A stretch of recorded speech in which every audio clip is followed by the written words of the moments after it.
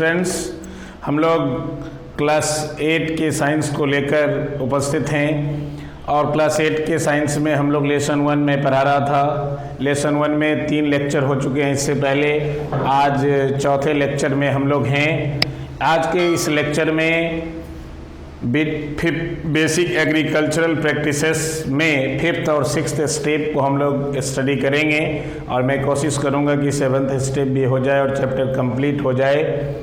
तो 5th step में जो बेसिक एग्रीकल्चरल प्रैक्टिस पढ़ रहे थे, तो पिछले लेक्चर में मैंने इरिगेशन को पढ़ाया था। आज हम लोग वीडिंग को पढ़ेंगे। सबसे पहले मैं आप लोग को बताता हूँ वीड्स क्या है। वीड्स ऐसे अनवांटेड और अनकल्टिवेटेड प्लांट्स हैं जो क्रॉप प्लांट्स के साथ अपने आप ग्रो करते हैं, उग जाते हैं। दे आर नॉट कल्टिवेटेड और they are not grown by the farmers. किसान उसमें कुछ नहीं करते हैं, ना किसान उन तरह के पौधों को लगाते हैं, ना उनको लगाने की कोशिश करते हैं। इस तरह के अनवांटेड और अनकल्टिवेटेड प्लांट्स को बिना लगाए जो खुद ब खुद उग जाते हैं खेतों में, हाँ, उसको हम लोग कहते हैं वीड्स। बात समझ रहे हैं? जैसे आप लोग को एमरेंथस, वाइल्ड ओट, ये सब वीड्स। अब है कि हम लोग इस तरह के पौधों को आप देख सकते हैं। आप खेतों में जाकर फसल के पौधों से जो भिन्न पौधे नज़र आते हैं, वो उसी अनवांटेड प्लांट्स को हम लोग वीड्स कहते हैं। अब है कि देखिए, वीड्स को हम लोग हम तरह के पौधों को हटाना क्यों जरूरी है, खेतों से हटाना क्यों जरूरी है, जो हम लोगों के फसल के साथ उग जाते हैं, जिनको हम लोगों को उन पौधों की कोई ज़रूरत नहीं, तो हटाना क्यों जरूरी है। तो इस तरह के जो वीड्स होते हैं, अब देखिए, हटाने की प्रक्रिया को वीडिंग कहते हैं। सबसे पहले मैंने बताया वीड्स क्या है, तो ऐसे कहें कि वीड्स आर अनवांटेड और uncultivated plants that grow along with the crop plants. Example आपको एमरेंथस या wild oat etc। What is weeding? The process of removing weeds is called weeding. इन तरह के वीड्स को हटाना वीडिंग कहते हैं। अब है कि वीडिंग क्यों किया जाता है, वीड्स को क्यों हटाते हैं? तो इस तरह के जो अनवांटेड प्लांट्स होते हैं, वो फसल के जो पौधे होते हैं उनके साथ बहुत सारी चीज़ों के लिए कंपटीशन करते हैं, प्रतिस्पर्धा करते हैं, जैसे न्यूट्रिएंट्स, वाटर, सनलाइट, स्पेस, जगह के लिए, पानी के लिए, खनिज पदार्थों के लिए, सूरज के प्रकाश के लिए, इन तरह के चीज़ों के लिए कंपटीशन करते हैं, जिससे क्रॉप प्लांट्स का ग्रोथ रुक जाता है और उस वीड्स का ग्रोथ तेज हो जाता है। अब है कि उससे क्या होता है, तो हम लोगों के फसल के उपज पर उसका असर होता है। कुछ वीड्स पॉइजनस भी होते हैं जो क्रॉप प्लांट्स को डैमेज भी कर सकते हैं। अब है कि पेस्ट और इंसेक्ट फसल के पौधों पर आकर्षित नहीं होते हैं, लेकिन अगर वीड्स खेतों में हैं तो उस वीड्स प्लांट की तरफ आपको पेस्ट और इंसेक्ट भी अट्रैक्टेड होते हैं, which are also spread to the crop plants. और वो पेस्ट और इंसेक्ट आपको क्रॉप प्लांट्स तक पहुंच जाता है और क्रॉप प्लांट्स को भी डैमेज करता है। तो इसलिए हम लोगों को जरूरी है, it is necessary to remove weeds from our crop field. अब what are the methods of weeding? How can we remove such plants, unwanted plants? तो मेथड्स अप्लाइड फॉर वीडिंग, कौन कौन मेथड हैं? तो मैनुअल मेथड, केमिकल मेथड और biological method. Manual method क्या है? जिसमें वीड्स को जड़ से ही हम लोग उखाड़ देते हैं मैनुअली, बाय हैंड्स और बाय यूजिंग सम इम्प्लीमेंट्स, या तो हाथ से या कुछ जुगाड़ की मदद से, जैसे आपको ट्रॉवेल है, हैरो है, हो है, नहीं, खुरपी, कुदाली, इनकी मदद से हम लोग वीड्स को रिमूव करते हैं, या सीधे हाथ से भी उखाड़ देते हैं, तो इसको हम लोग मैनुअल मेथड कहते हैं। नहीं, ये सबसे आपको manual method cheapest way of weeding है, नहीं, सबसे आसान और सबसे सस्ता तरीका है, नहीं, लेकिन इससे कुछ नुकसान भी है, टाइम कंज्यूमिंग होता है, बड़े बड़े क्रॉप फील्ड हैं, तो हम लोग किस तरह से हटाएंगे? तो बड़ा नामुमकिन बात है, हाथ से उखाड़ना या खुरपी से, कुदाली से मतलब हो नहीं सकता है, टाइम कंज्यूमिंग है। कभी कभार उखाड़ने के दौरान फसल के पौधे भी उखड़ जाते हैं, ये भी नुकसान है, नहीं। या फिर जो इम्प्लीमेंट्स होते हैं, हैरो, हो, नहीं ट्रॉबेल,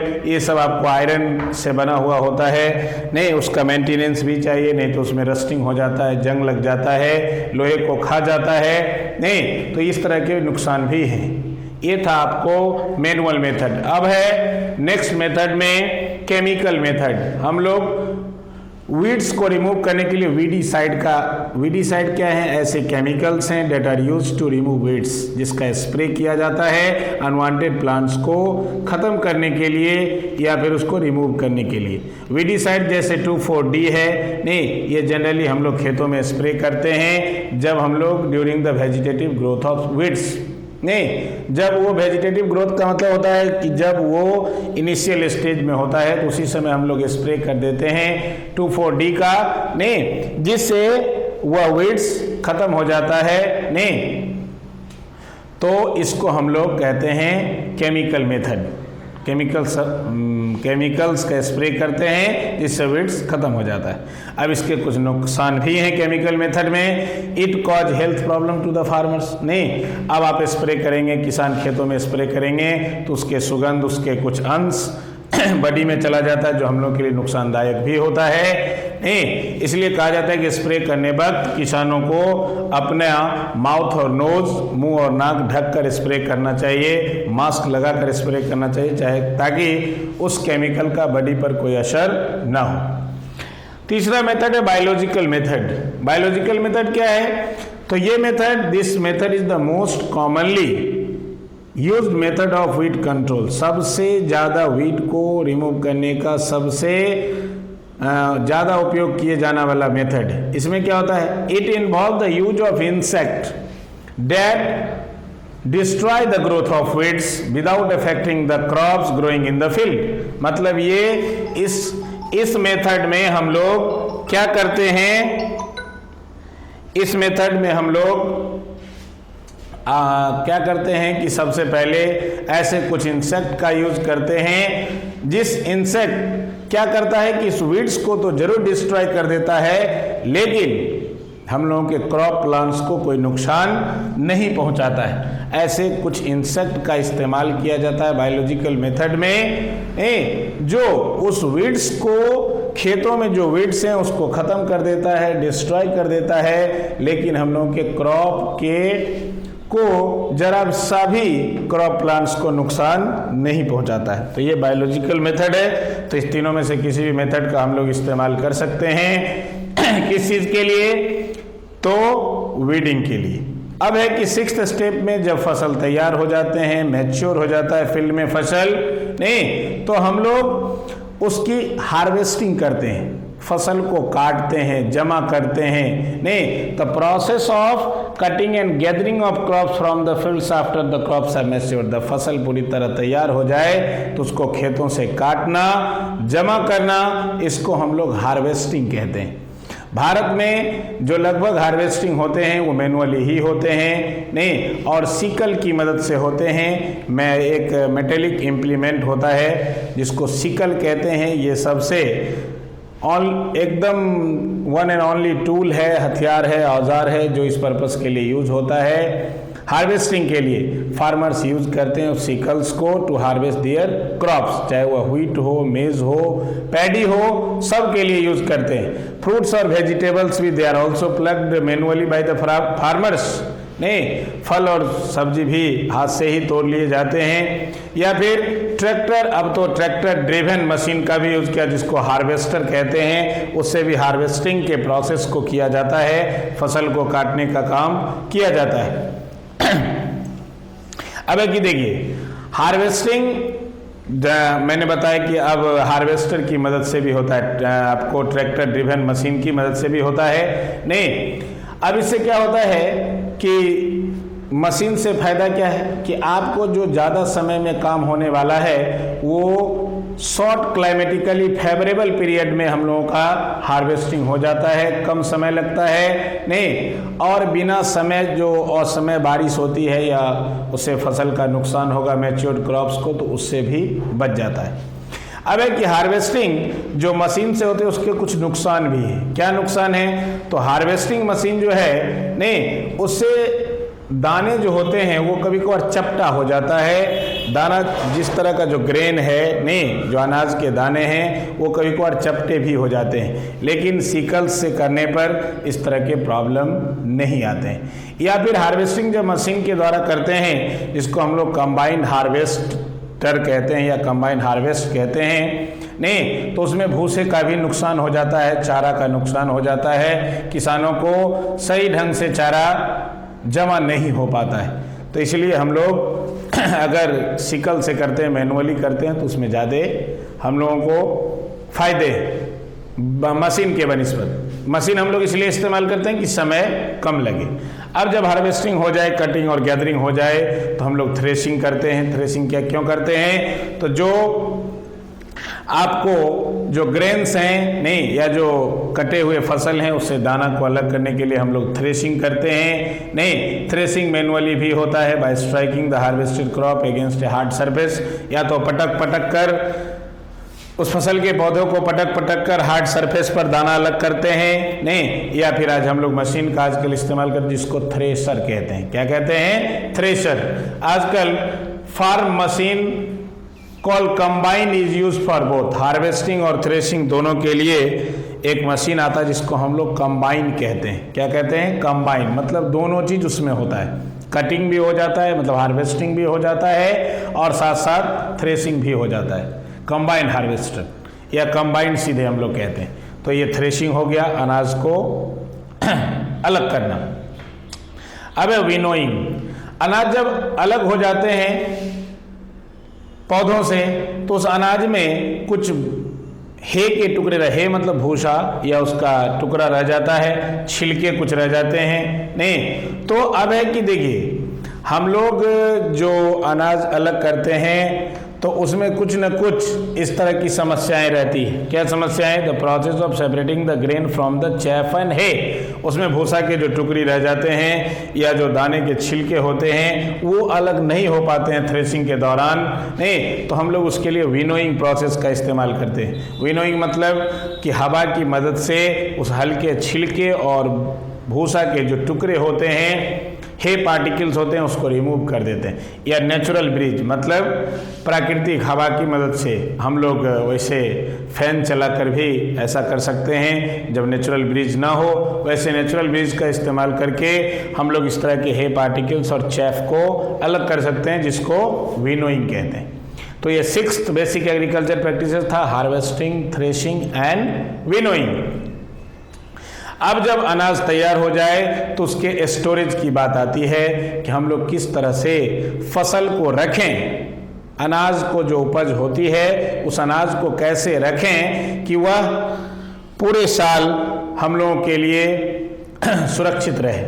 अब देखिए, क्रॉप्स तो सीजनल होते हैं, नहीं, रबी क्रॉप्स, खरीफ क्रॉप्स, नहीं, लेकिन उस अनाज को पूरे साल देना, प्रोवाइड करना लोगों के लिए, नहीं, या पूरे देश में लोगों को भोजन मिलते रहे, नहीं, तो these are kept in storage, हम लोग उसको जमा करके रखते हैं सुरक्षित। अब है कि देखिए, जो भी अनाज उपजते हैं, दाने उपजते हैं, उसमें मॉइस्चर होते हैं, नमी होती है, और मॉइस्चर आपको फंगी और मोल्ड्स का ग्रोथ को डेवलप करता है, नहीं, जो फूड ग्रेन्स को स्पॉइल कर देता है, सड़ा देता है अनाज को। इसलिए जरूरी है कि फूड ग्रेन्स को रखने से पहले हम लोग उसको सुखा दें, ड्राई कर दें, तब हम लोग उसको स्टोर करें।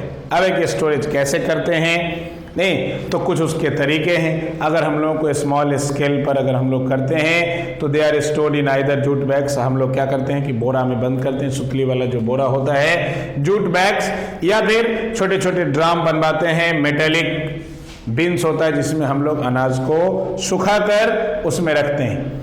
नीम के पत्ते रख देते हैं, नहीं, जो घर में हम लोग स्टोर करते हैं अनाज, उसमें नीम के पत्ते के साथ रखते हैं, तो कोई इसमें इंसेक्ट और पेस्ट न लगे, नहीं, ताकि अनाज सुरक्षित रहे वर्म्स और इंसेक्ट से। छोटे स्केल पर हो, कम आपको अनाज हो तब। लार्ज स्केल पर हो तो they are put in gunny bags and silos और ग्रेनरीज। इस तरह के बड़े बड़े साइलोज और ग्रेनरीज में हम लोग ग्रेन्स को स्टोर करते हैं, उसको ड्राई करके सुखाकर, नहीं, और उसमें रेट्स और इंसेक्ट से भी सुरक्षित रहता है। आपको ग्रेनरीज और साइलोज में कौन चीज़, जो हार्वेस्टेड ग्रेन्स होते हैं वो सुरक्षित रहता है। नहीं, केमिकल ट्रीटमेंट की मदद से उसमें हम लोग उसको सुरक्षित रखते हैं। तो ये स्टोरेज करने के तरीके। तो ये 7 एग्रीकल्चरल प्रैक्टिसेस हम लोग पढ़ रहे थे।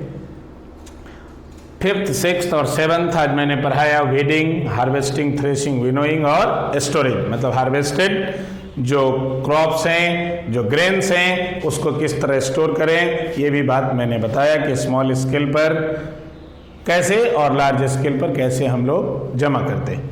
अब है कि देखिए थोड़ी सी बात चूंकि बची है इस लेसन में, तो मैं भी उसको भी बता देता हूँ। ये भी क्रॉप प्रोडक्शन का एक पार्ट है। प्लांट्स की तरह एनिमल्स भी हम लोगों को फूड प्रोवाइड करता है। ऐसा नहीं कि सिर्फ प्लांट से ही हम लोग फूड ऑब्टेन करते हैं, हम लोग जानवरों को भी पालते हैं, नहीं, और उससे भी हम लोग बहुत सारे चीज़ प्राप्त करते हैं। तो उसको डोमेस्टिकेशन कहते हैं, the process of taming and keeping the animals for domestic purpose. हम लोग अपने घरेलू उपयोग के लिए जो जानवरों को पालते हैं, पोसते हैं, रखते हैं, इसको डोमेस्टिकेशन कहते हैं। नहीं, और animals should be provided with sufficient food, proper shelter and care. हम लोग उसको पूरी सुरक्षा के साथ रखते हैं, नहीं, उसको समय पर खाना देते हैं, नहीं, और उसकी सुरक्षा भी करते हैं। अब है कि साइंस का ऐसा ब्रांच जिसमें हम लोग एनिमल्स के रियरिंग, मैनेजमेंट और केयरिंग की बात करें, उसको एनिमल हस्बेंड्री कहते हैं। क्या कहते हैं? एनिमल हस्बेंड्री कहते हैं। अब देखिए हम लोग एनिमल हस्बेंड्री के अंतर्गत जैसे कुछ लोग को देखते होंगे मुर्गी फार्म खोलते हैं, नहीं, पोल्ट्री फार्म जिसको कहते हैं, जैसे हैंस और ducks, they are the source of eggs. हम लोग उससे एग ऑब्टेन करते हैं, मीट ऑब्टेन करते हैं, नहीं, एग और meat rich source of protein होता है, नहीं। तो पोल्ट्री एनिमल्स को कुछ लोग पालते हैं, रखते हैं, बात समझ रहे हैं।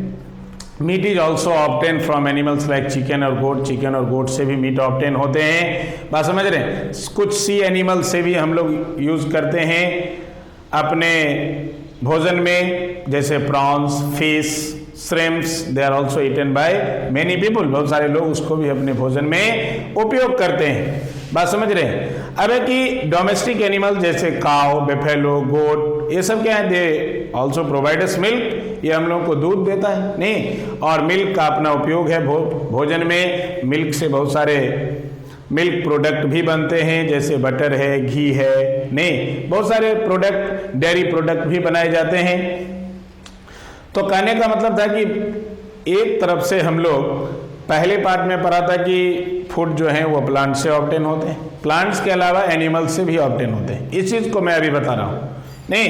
या फिर जैसे हनी है, तो हनी का मौत जिसको कहते हैं मधु, they it is obtain from honey bee, नहीं, मधुमक्खी से प्राप्त होता है। और rearing of honey bee for honey is called apiculture. हम लोग जो मधुमक्खी पालन करते हैं और उससे मधु को प्राप्त करते हैं, इसको एपीकल्चर कहते हैं, बात समझ रहे हैं।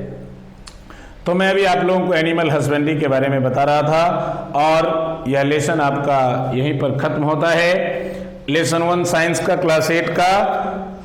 अब आपके इस लेसन में सारी बातें जो पढ़ाने वाला था मैंने पढ़ा दिया है।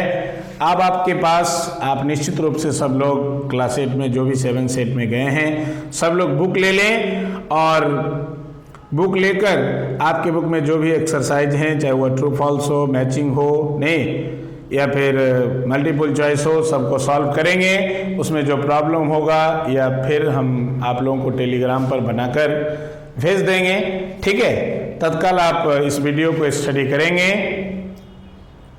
और फिर आगे के लेसन की बात हम लोग आगे करेंगे। Thank you.